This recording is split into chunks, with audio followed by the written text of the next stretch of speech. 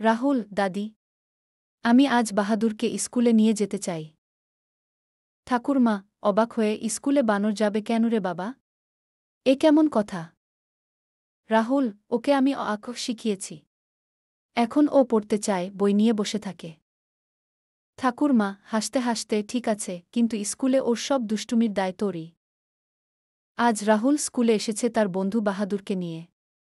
বানরটির গলায় একটা ছোট ব্যাগ ঝুলছে, যেন সেও একজন ছাত্র। ছাত্রছাত্রীরা বিস্ময়ে দেখল, ওমা, বানর স্কুলে? এ তো ভারী মজার ব্যাপার। শিক্ষক প্রথমে রাজি হলেন না। রাহুল মিনতি করে বলল, স্যার, আজ ও শুধু চুপ করে বসে থাকবে, কোনো দুষ্টুমি করবে না। কি শিক্ষক রাজি হলেন, তবে সতর্ক করে বললেন, তবে হ্যাঁ, যদি শান্ত থাকে।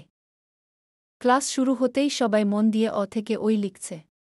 বানর বাহাদুরও খাতাকলম নিয়ে দিব্যি বসে পড়ল। কিন্তু কিছুক্ষণ পরেই সে কলম ছুঁড়ে ফেলে দিল। বেঞ্চে লাফিয়ে উঠে টিফিন বাক্স খুলে খেতে শুরু করল। এক ছেলেকে ধাক্কা দিয়ে হাসতেই শিক্ষক মাথায় হাত দিয়ে বসে পড়লেন। আরে বাবা, হেডমাস্টার স্যারের ঘরে কিনা বানর! সোজা চেয়ারে বসে চায়ের কাপে মুখ দিয়েছে।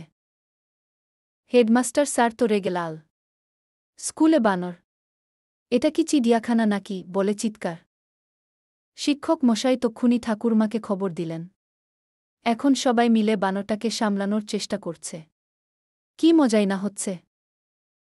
ঠাকুরমা, রাহুল আর বাহাদুর হাঁটছিল বাড়ির পথে। সারাদিন বানরকে স্কুলে নিয়ে গিয়ে কি যে হল!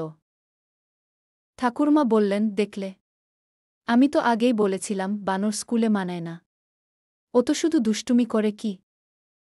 রাহুল হেসে বলল, ঠিক বলেছ দাদি। ওকে আর স্কুলে পাঠাবো না, বাড়িতেই পড়াবো। বাহাদুর মুখ টিপে দুষ্টু হাসি দিয়ে বলল, আকু চুকু।